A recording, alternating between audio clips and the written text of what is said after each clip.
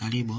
Qur'ani sura ya 4 mstari wa 3 inasema, na ikiwa mnaogopa kuwa mtu afanyia mayatima uadilifu, basi oweni mnawapenda katika wanawake 2 au 3 au 4, na mkiogopa kuwa mwezi kufanya uadilifu, basi mmoja tu, au wale ambao mikono yenu ya kulia imewamiliki. Kufanya hivyo ndiko kutapelekea msikisilishe wana.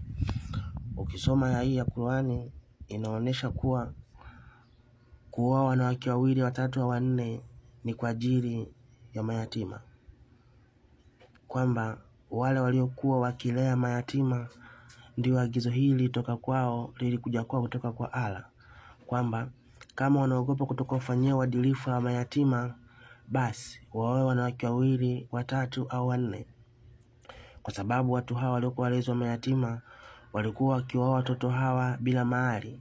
Ndio Allah akaagiza sasa, kama mtaweza kuwafanyia uadilifu watoto hawa mayatima kwa kuwatolea mahari, basi oweni katika mnawapenda 2, 3 au 4.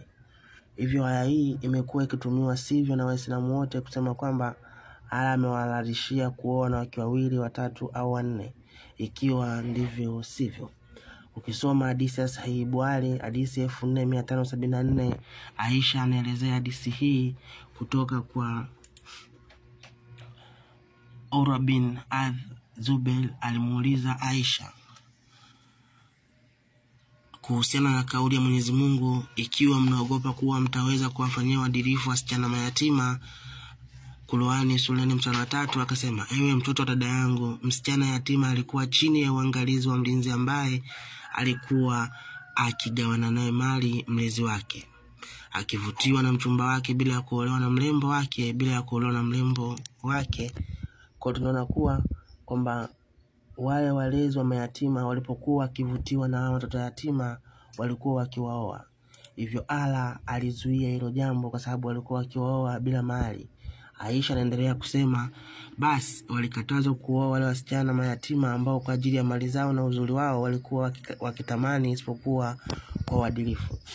Kwa hiyo Waislamu, msitumie aya hii kuthibitisha tamaa zenu za kimwili mkisema kuwa Allah amewaruhusu kuoa wanawake 3 au 4, na wakati aya inawahusu walezi wa mayatima ndio waliopewa amri hii ya kwamba waoe katika wanawapenda wanawake 2, 3 au 4. Mungu awabariki na muwe na siku njema.